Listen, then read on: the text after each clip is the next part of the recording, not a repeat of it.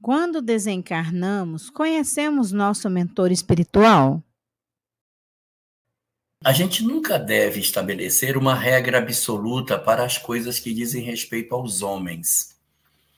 No que diz respeito aos espíritos, a gente nunca deve dizer assim, isso sempre acontece, isso nunca acontece. Por quê?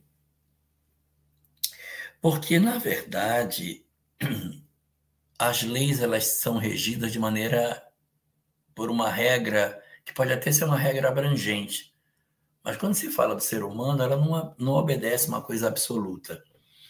A gente deve guardar o absoluto para Deus.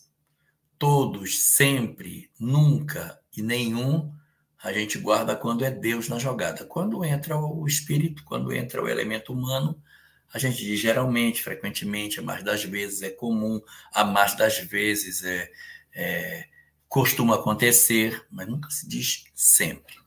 Você pergunta se sempre vai encontrar um mentor. Mas, às vezes, o mentor até está próximo, mas a gente não consegue perceber. No livro Memórias de um Suicida, conta que Camilo e seus amigos passaram 12 anos ali naquela região chamado Vale dos Suicidas, numa sensação de abandono, de desesperança, vendo só o desespero em torno. Quando chega no final do livro, você vai descobrir que no final do tempo que eles estavam lá, havia uma tarefa que eles executavam, visitar o vale para levar consolo às pessoas.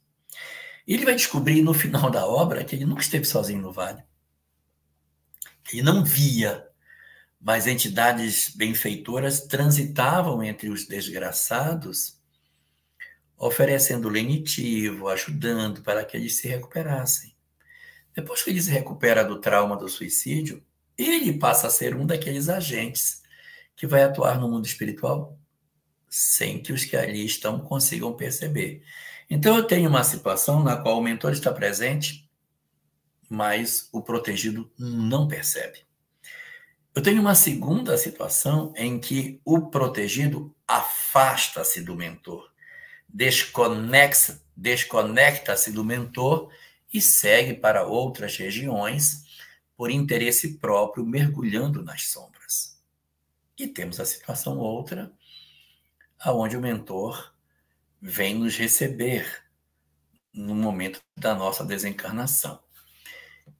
E aí, nessa questão do mentor, é muito importante lembrarmos que uma coisa bastante comum na desencarnação, não daqueles casos mais graves, é a presença não do mentor, mas dos espíritos familiares. Eles não são elevados, mas são espíritos que nos amam.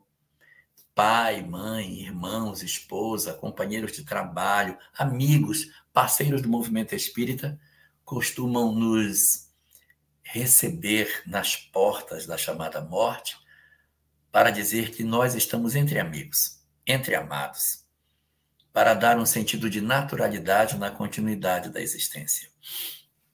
Isso é muito narrado na literatura espírita e as atuais experiências de quase morte também contam muito essa história do encontro das pessoas logo após a desencarnação com seus entes queridos nessa aparente chegada no mundo espiritual, mas que depois retorna, porque é uma experiência de quase morte. Então, eles voltam. Mas, dentro de tudo isso, a gente pode dizer que não é uma regra absoluta, mas é razoavelmente comum a gente encontrar o mentor sem que, não todas as vezes, a gente consegue percebê-lo ao nosso lado.